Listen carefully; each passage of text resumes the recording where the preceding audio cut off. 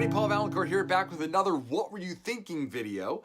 My guest today is Lauren Pritchard. A little while ago, she did this ding ding improv tip video. I suggest you check out. It's really great. And this episode was really fun because I have been a fan of Lauren for a little while. I've got to see her perform over at the Revolution Theater with her partner Kelly is in the duo Laurelly, which I just think is a really amazing duo. Also, I got to see her perform in Shrew, which is all-female, all-improvised Shakespeare company. Really fun there as well. She just really, she adds so much to the work. Like, when I see her perform, I feel like it's really just so three-dimensional. It's really fun to watch. And so when I got to perform, when I asked her to do this and she said yes, and we got to do this scene together, it was just a blast. I mean, I used the environment, but man, she really uses the environment. It's really great to play with someone like her who's so giving and so focused and in it, and really it was just a dream come true. Really fun. So thank you, Lauren, for doing the video and for doing that improv tip. Thank you guys for watching, and now please sit back, relax, and enjoy me and Lauren Pritchard. All right, so we're gonna do a scene, and then again we'll stop and we'll play it back and talk about it. The suggestion for the scene is book. Book? Book. Oh, I love it. Here we go.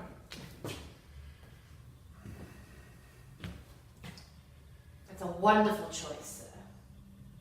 I couldn't help but notice you. Thank you. Thank you, Emily. I appreciate you following me into the library. Well, sir, I am your faithful assistant, and I'm here to help you along your journey of life. I know most men hire a butler, and I appreciate you taking a chance on an old crone like me. You're not an old crone. My parents believed you implicitly. They insisted. I had very little choice, but I'm glad I had little choice. You're a wonderful boy. You've graduated from your sailor suits to a full suit. Thank you. And you are wearing the same thing I always remember you wearing. It's as if you never changed a day Yes. since I was a child. All black, long, with my high collar lace and my drab lace bonnet. Oh yes, that's the World Encyclopedia. It will show you the world.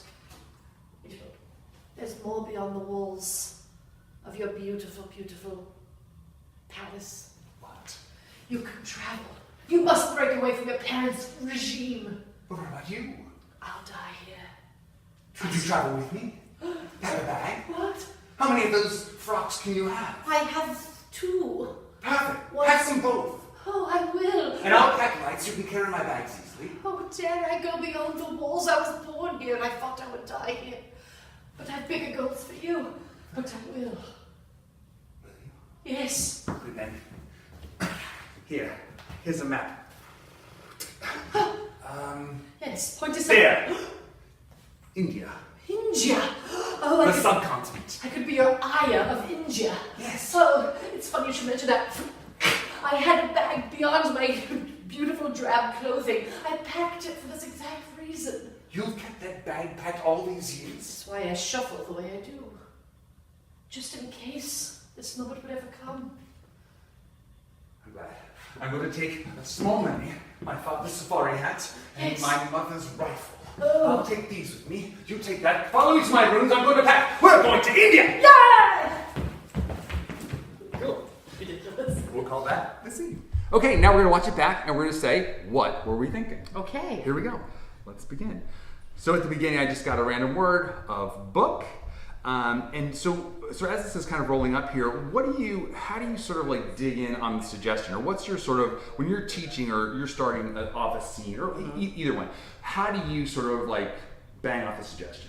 Whenever I hear a suggestion, I think right away, location and character. Oh. Right away. So my Great. brain goes, and I just see a set around me right away. Okay. So the second I heard book, I really thought like mahogany, old, dusty, wizened, like those things. And then So you took the characteristics of the book and anthropomorphized that a little bit in your character. yeah, and like Interesting. who, what, and where would involve a book, basically. Yes. But then I basically get that into my background, like it's a little like panorama in the Uh-huh. background, and then I generally try to wait for the other person to speak first because my goal is I want to stand them real hard. Right, Unless sure. I have a brilliant idea and I'm gonna fire it out.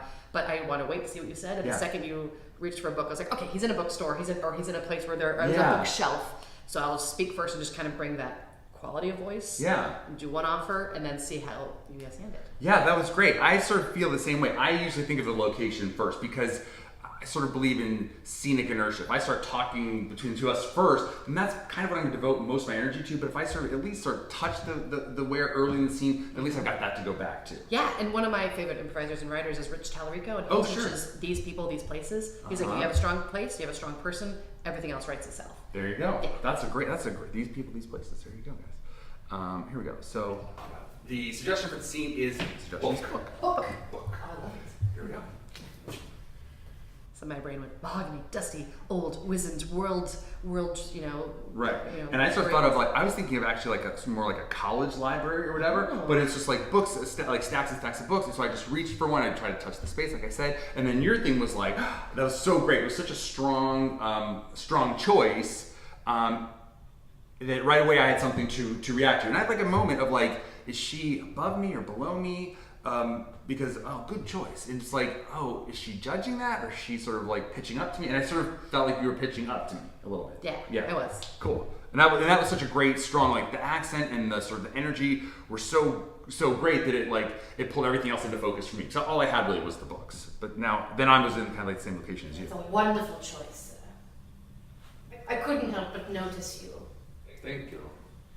Thank you, Emily. I appreciate you following me into the library. So that was really great what you just did. So I, in my mind, was a librarian, just a librarian who's old and working there. But you said, thank you for following me to the library. I was like, oh, we have a history. That was wonderful because I was like, I'm kind of a stranger, which is not a very interesting improv choice. And it would become a transaction scene. But you're like, thank you for following me to the library. It's, oh, I know you and we have a history. It's kind of what it felt. Yeah. I think sort of once I sort of am in touch with the where, I really try to establish like some connection to my partner. What is that? And the way you said, the fact that you called me sir, I thought that you were my maid or something and this sort of thing. Or I was like butler, maid, but I just I went with maid. And I was definitely there to serve you in some way. Yeah, that's what it seemed like, the way. But I think that's it. We sort of talked about this in some other tips of like, you're as an improviser, you're always putting out something, and as a other improviser, you're always like interpreting that or reading that, and sometimes the scene's just sort of like the ginning out of those two ideas against each other. And I love that you said that because even physical space, I always try to tell my improvisers to be crisp and deliberate with their choices. Because even walking onto a blank stage and going, "It's such a huge choice," or just is a huge choice. So I'm always reading the other person's body language to see like, I'm gonna anything and blow it up. And I think it really sort of like gets the scene like in motion. Like the scene doesn't get in motion necessarily from talking, but just from that first little choice. And I said this in some other videos, but it's like when you're watching a bad movie and the scene starts and then the extras start moving. Yes. You gotta like want to start everything in motion already, and the audience is joining us. In mid-scene. And even your positioning, this is like, I think very like, it looks like a wise position that you're sitting in, which I know sounds a bit like, you know, I feel like a teenager would have like a backpack or, you know, someone who didn't know anything about books, but the fact you're like this, it's like, oh, he knows. Yeah, and I sort of drew that sort of as a counter to your initial thing. Like your thing definitely really affected me a ton. That's so funny. As it plays out. Here we go. Sir, I am your faithful assistant, and I'm here to help you along your journey of life. I know most men hire a butler, and I appreciate you taking a chance on an old crew. I love this. It's like a little detail about like, oh, that it's sort of interesting that you wait on me, but you're not a butler, you're a maid or what have you. I think that little sort of, I think there's times and scenes where we give out a little bit of our history or philosophy, like it just sort of fills in a little blanket. Oh, like what does that mean? And it's great because it's when people first start improvising, sometimes that talking about something outside the scene pushes energy outside the scene, but this is nice because it reflects really quickly back on us and really reinforces the relationship. Great, and then that 1,000,000% like pushed me to justify, well, why did I pick a maid versus a butler? So that was really great for me. And that was exactly what I was thinking too. I was like, I was clearly playing a woman at that point, just how my body position was. So to say like, oh, sir, and then how we were reflecting each other, I was like, oh, I have to justify the fact that I'm not a male butler because a guy of your stature probably would have a dude, but we have to now justify why am I a lady and why am I, and thank you for being the kind of guy who's a little different. So I wanted to justify. Yeah, it was nice. And I sort of, and then I sort of played this part about my parents or whatever, but then sort of went back on, oh, I chose this. They insisted. I had very little choice, but I'm glad I had little choice. You're a wonderful boy.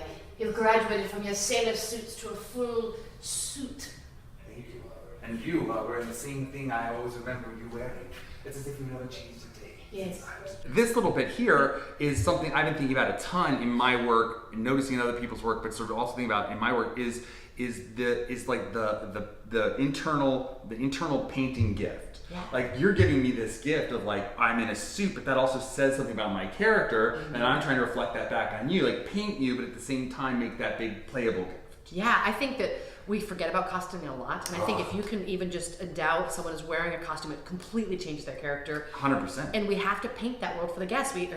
I'm so Disney. For the audience, we have to show them a location. We have to show them our costumes. We don't have the gift of a costumer. So just even saying like, oh, what a wonderful lace collar, right away will just change how your character performs. Or like, whoa, that's a lot of jacket. Then it just changes however someone sees. Yeah, I think that's such a great thing because I really, my sort of pet project is to get people to use the space more. And the sub project of that is a lot of times we think of the space as just being at arm's distance or sort of around us, the furniture, whatever. But what you're saying, and I think I 100% agree, is that the space starts at the surface of your skin. Like, what am I wearing? What are my hand props?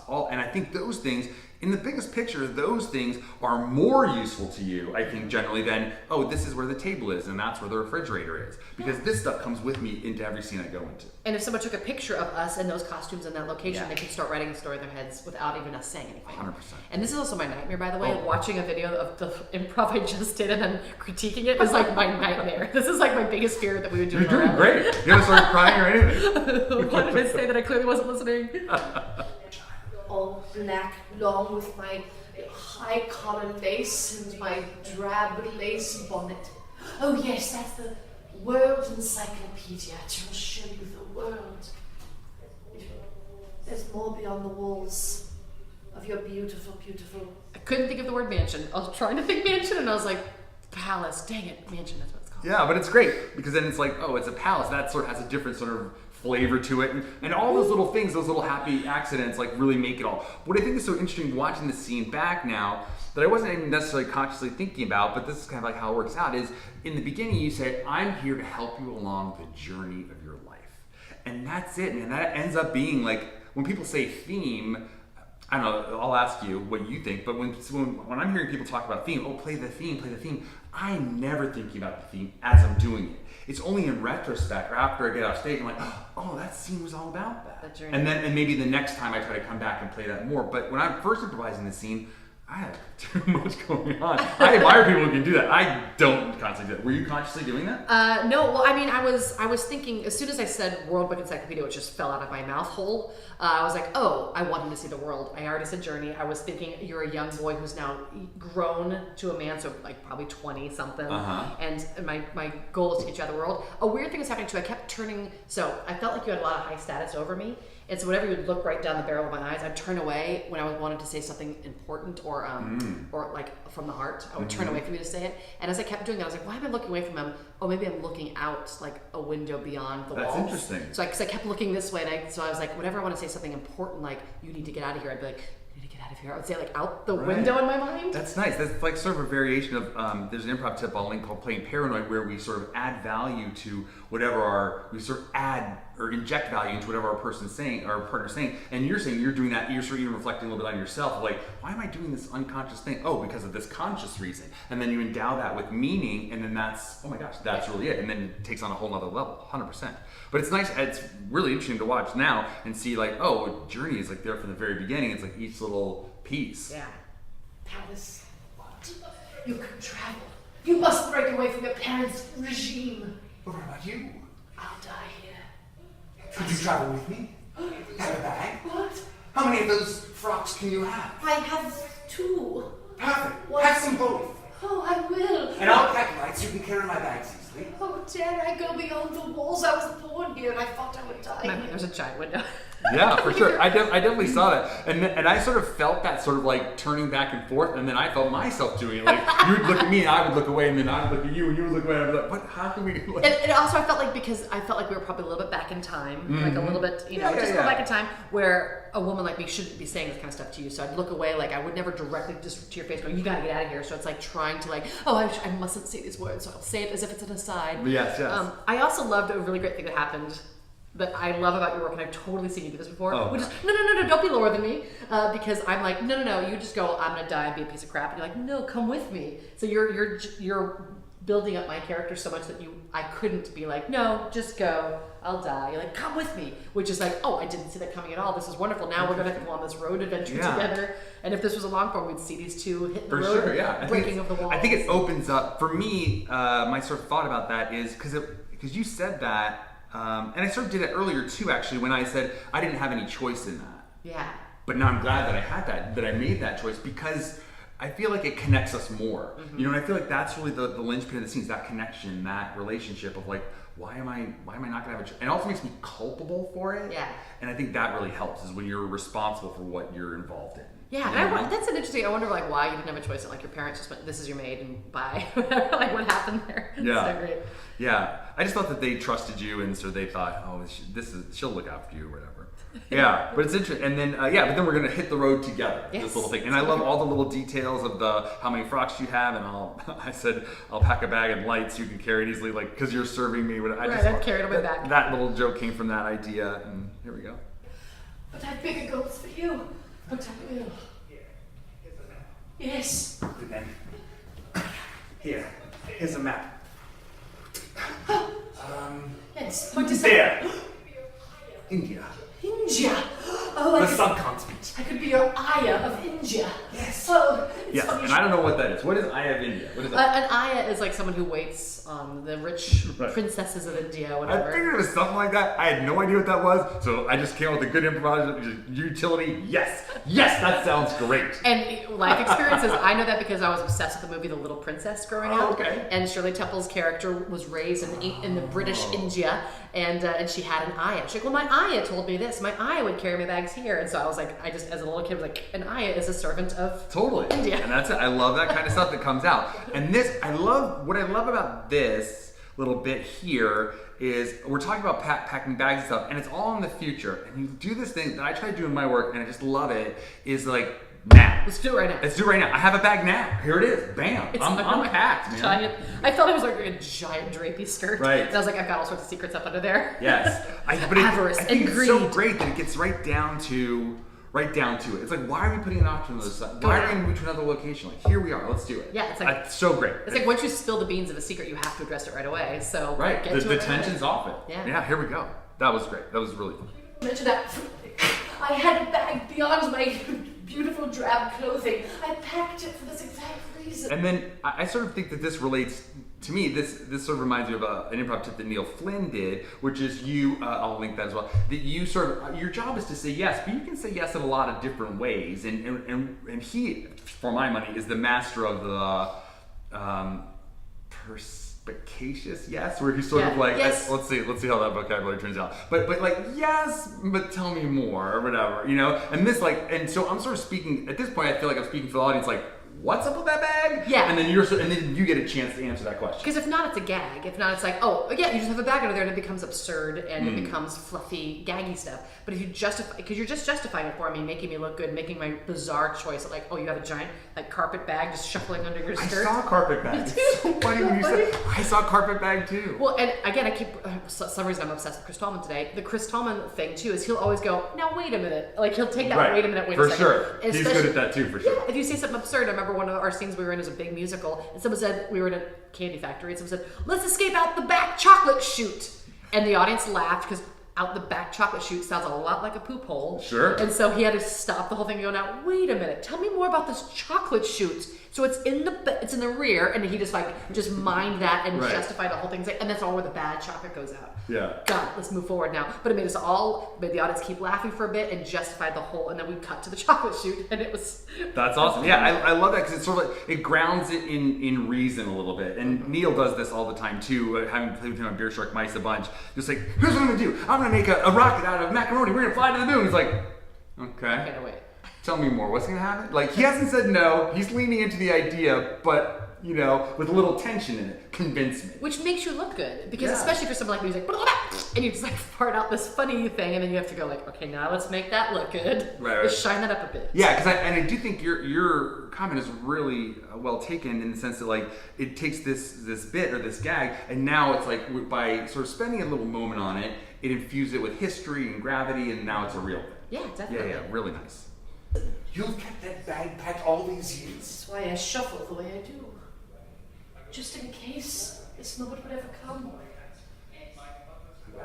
I'm going to mother's take rifle. small money, my father's safari hat. Right, you had some stuff, so I was like, I should take some stuff too, whatever. And since we're talking about traveling and this time period, this British sort of like adventure club sort of idea, I sort of thought, I said, I had a hat and I didn't have anything, and then I had a rifle. I was like, I'll It's like make the pith helmet. totally, Yeah. exactly. Well, and Pith then- helmet, that's the word I was like grasping for. It's for exactly sure. like mansion is like this safari hat, Safari this hat. palace. But you grabbing it right off the walls, then right away made me go, oh, this is like his father and mother's library. It's not just a random library in the palace.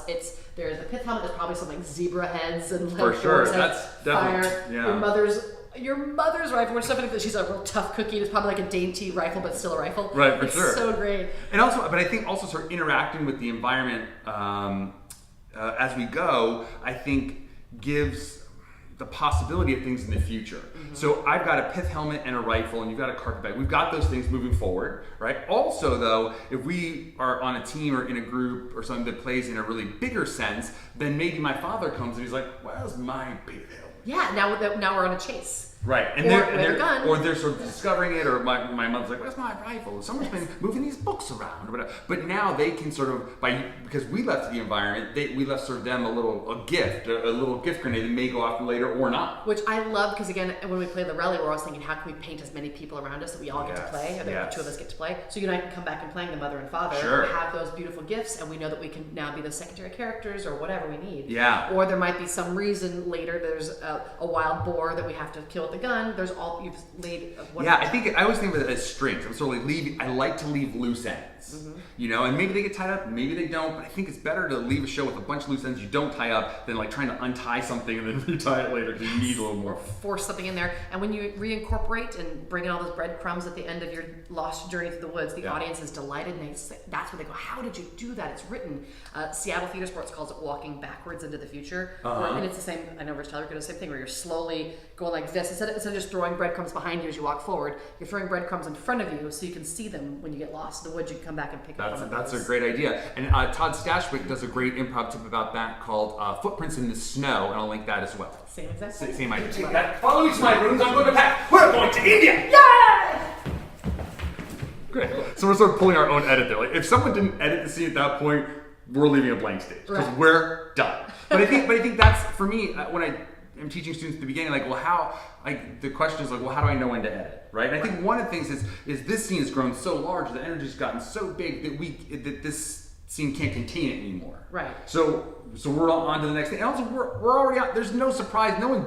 What are they gonna do next? We fucking know. So let's get on to Yeah, it. and once you've already said what we're going to do, our improviser instincts are let's do it. Yep. And the instinct that would happen maybe from another improviser if they don't edit it is to come in and stop us. And we don't want that to happen. We want to let that happen later. Yes. If possible, if we're doing a long form. If it's a short form scene, then great. Someone's going to come in and be like the mother and father right there to stop us. But if we're doing an hour-long long form together, we want to leave that, as you said, string Right. for later. Yeah. Really great. Anything else you want to add? You had a great improv tip, which I will link at the end of the video, so you can check out some more from this lovely lady. And anything else about the video you want to say?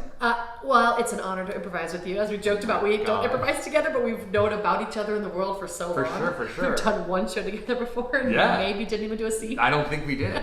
But, you played an amazing alligator getting pulled over in traffic. That's right, an alligator cop. Yeah, well, he got promoted. Yeah. But you make your partners look so good. It's so wonderful to see you do duo work, especially because you do paint such a rich world and thank you support so much. everyone.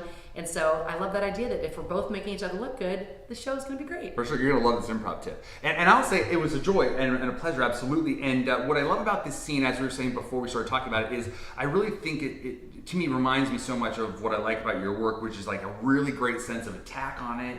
And as soon as it gets going, it's going.